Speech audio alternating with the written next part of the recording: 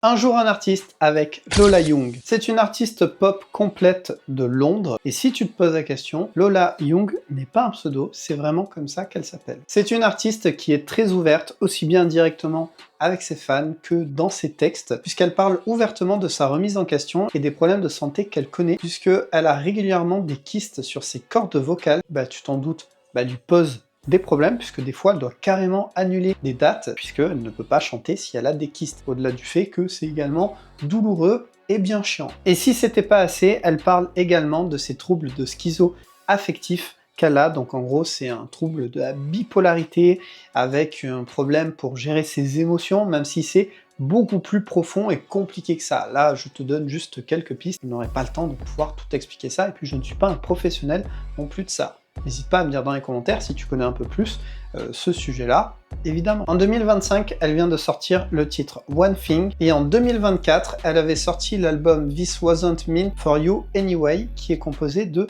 11 titres, à savoir qu'il y a une édition deluxe qui devrait sortir courant de l'année 2025. Elle va faire la première partie du concert de Billie Eilish en France, donc si tu y vas, eh bien c'est Lola Young que tu verras. Et à part ça, elle est elle-même en tournée pour la sortie de son album qui était sorti en 2024 au Royaume-Uni, en Europe et en Amérique du Nord. C'est une artiste à surveiller qui va très certainement nous sortir des petits bangers sur l'année ou les prochaines années, donc à suivre. C'est parti pour mon top 3.